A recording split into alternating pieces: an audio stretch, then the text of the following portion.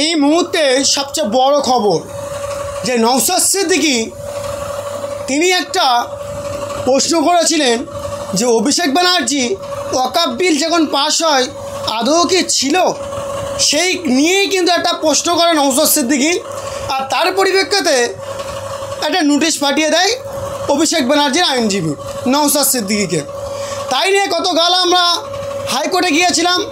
হাইকোর্টে যাওয়ার পর আইনজীবী শেখ বাবুলালকে জিজ্ঞাসা করা হয়, এই নিয়ে প্রশ্ন করার পর তিনি এমন একটা বিস্ফোরক মন্তব্য করলেন অভিষেক ব্যানার্জিকে নিয়ে, আপনারা শুনলে অবাক হয়ে যাবেন। তা বেশি কিছু বলবো না, চলো সেই আইনজীবী কি বলেছে আপনাদের একটু শোনাই, তারপরে বিস্তারিত বলবো। 3 জন এমপি ভোট দিতেই যায়নি, নির্লজ্জ কয়লাচোর বালিচোর ভাইপো নোটিশ 20 ঘন্টা সময় দিলাম, কেন শতাব্দী রায়, দেব, জগদীশ চন্দ্র বসুনিয়া ওয়াকফ বোর্ডের বিরুদ্ধে ভোট দিলেন না? তারপরে গতকালকে রাওনামি করলেন, এর কৈফিয়ত মমতা বন্দ্যোপাধ্যায় আর কয়লাচোর ভাইপো দিক 24 ঘন্টার মধ্যে। তারপর নওশাদ সিদ্দিকী উত্তর।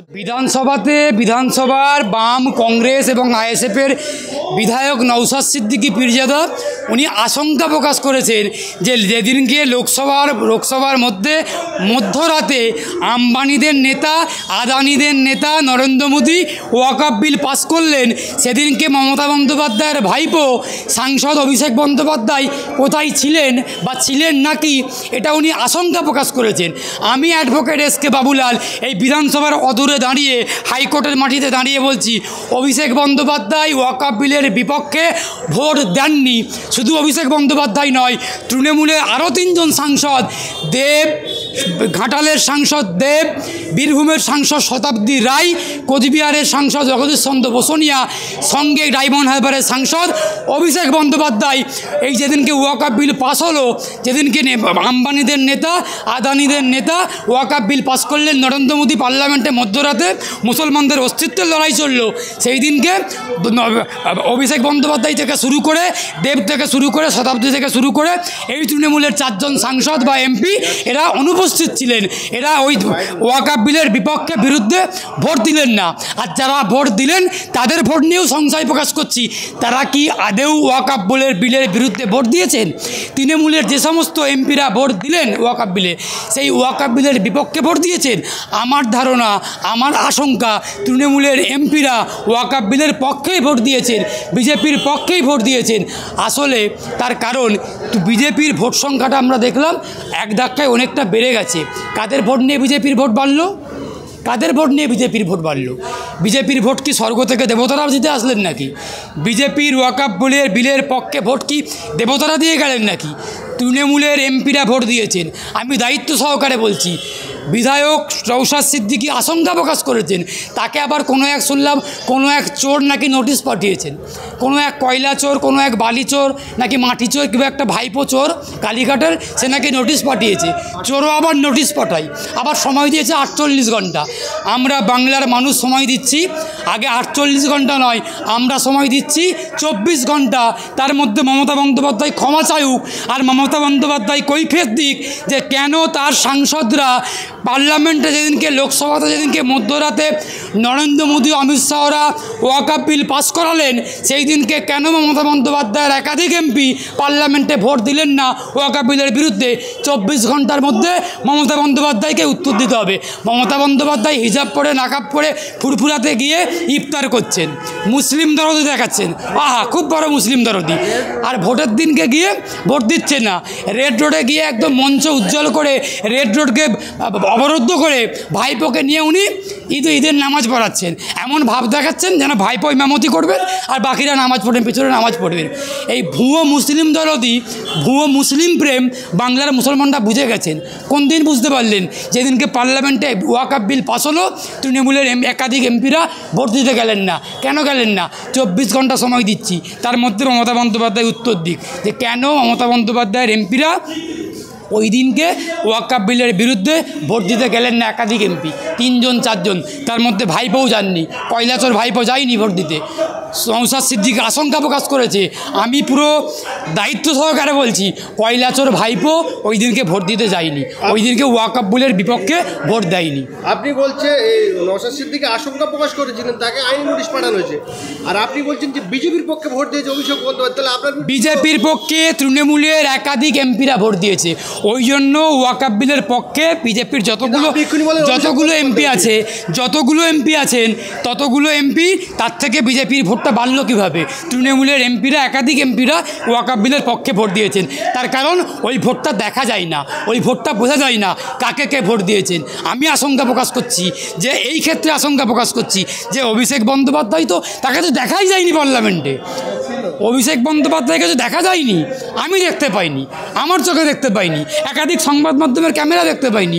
এবার কোনো গোপন ক্যামেরা ধরা পড়তে পারে, দেখা যেতে পারে, দেখা গেছে, কিন্তু ভোট দিয়েছেন এটা দেখা যায়নি, দেখতে পাইনি। তার থেকেই আশঙ্কা প্রকাশ করছি, তার থেকেই আশঙ্কিত যে হয়তো তৃণমূলের একাধিক এমপিরা ওয়াকআপ বিলের পক্ষে ভোট দিয়েছেন। আর সব থেকে জ্বলন্ত উদাহরণ আর বলবো কি, তৃণমূলের দলের মধ্যে যদি ওয়াকআপ বিল নিয়ে কোনোরকমভাবে একটা দরদ থাকতো, তাহলে তৃণমূলের 3জন এমপি ওই দিনকে ভোট না দিয়ে থাকতে পারতেন না। শতাব্দী রায় ভোট দিতে গেলেন না ওয়াকআপ বিলের বিপক্ষে, আর কালকে দেখছি গলায় উত্তরীয় নিয়ে রামনবমী উদযাপন করছে, আর নওশাদ সিদ্দিকীকে নোটিশ পাঠাচ্ছে 48 ঘন্টা। আসলে উনি ভুয়ো সেলাইন নিচ্ছিলেন। শতাব্দী রায় যেদিনকে ওয়াকআপ বিল পাস হচ্ছিলেন, ওই দিনকে মমতা বন্দ্যোপাধ্যায় স্বাস্থ্যমন্ত্রী তার ভুয়ো সেলাইন নিচ্ছিলেন, ভুয়ো সেলাইন নিয়ে অসুস্থ ছিলেন, আর কালকে রামনবমী গেল, কালকে খুব সুস্থ হয়ে গেছিলেন, একদম ধেই নাচ, কি হাসি, কি উল্লসিত, কি আনন্দিত, উত্তরীয়পুরে রামনবমী করছেন। ওই মিথ্যা ভুয়ো কথা, মুসলমানদের ঘাড়ে বন্দুক রেখে ওই ভুয়ো হিজাব পরে নাকাব পরে ইফতার করা আর রেড রোডে গিয়ে নামাজ পড়া, বুঝে গেছে বাংলার মুসলমানরা। 26 সাল আসছে, বাংলার মুসলমানরা দুহাত তুলে মমতা বন্দ্যোপাধ্যায়কে আশীর্বাদ নয় অভিশাপ দেবে। বাংলার মানুষ শতাব্দী রায় দেবকে ভাবছে না, বাংলার মানুষ শতাব্দী রায় দেব আর জগদীশ চন্দ্র বসু নিয়ে এই যে তৃণমূলের যে 3জন এমপি ভোট দিলেন না ওয়াকআপ বিলের বিরুদ্ধে, বাংলার মানুষ ওই 3জনকে ভাবছেন না, বাংলার মুসলমানরা বুঝে গেছেন, ভাবছেন যে ওই 3জনকে যে নেতৃত্ব দেন, যে পরিচালনা করেন, সেই নেত্রীটা মমতা বন্দ্যোপাধ্যায়ের নির্দেশ মতো ওই 3জন ভোট দিতে যাননি। ওই জন্য মমতা বন্দ্যোপাধ্যায়ের দল তৃণমূল কংগ্রেসকে 26-এর নির্বাচনে আর খেসারত দিতে হবে।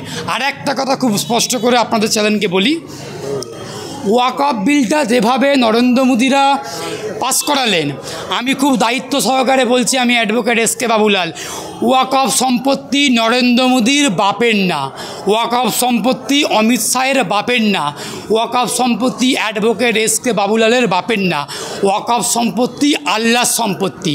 ওয়াকআপ সম্পত্তি যারা আল্লাহর উদ্দেশ্যে সম্পত্তি দান করেন, জমি বাড়ি কারখানা মাটি যা কিছু সম্পত্তি টাকা পয়সা আল্লাহর উদ্দেশ্যে দান করলেই সেটাই ওয়াকআপ হয়ে যায়।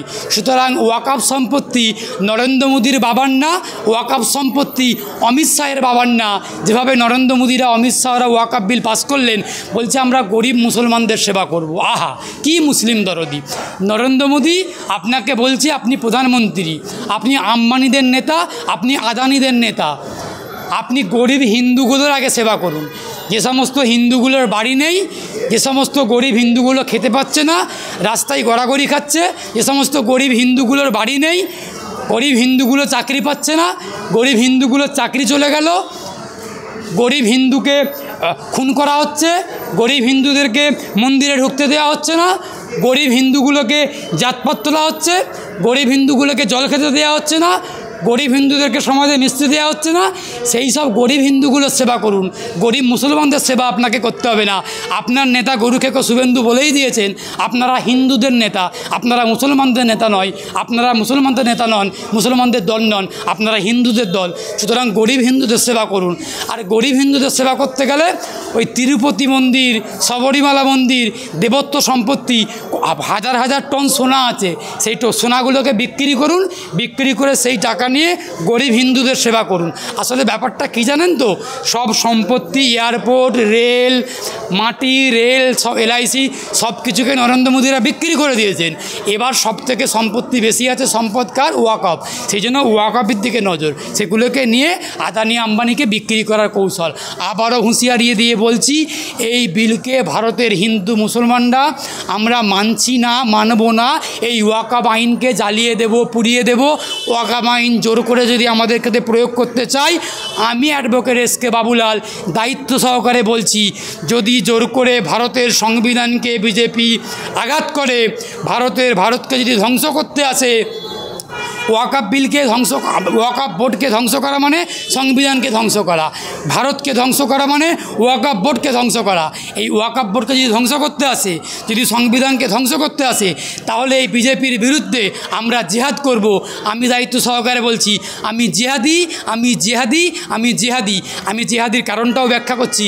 জিহাদি মানে যোদ্ধা, জিহাদি মানে অন্যায়ের বিরুদ্ধে যে লড়াই করে, অন্যায়ের বিরুদ্ধে যে আন্দোলন সংগ্রাম করে, তাকেই জিহাদি বলা হয়। গরুকে শুভেন্দু জিহাদি শব্দটাকে ভুলভাল ব্যাখ্যা করেন।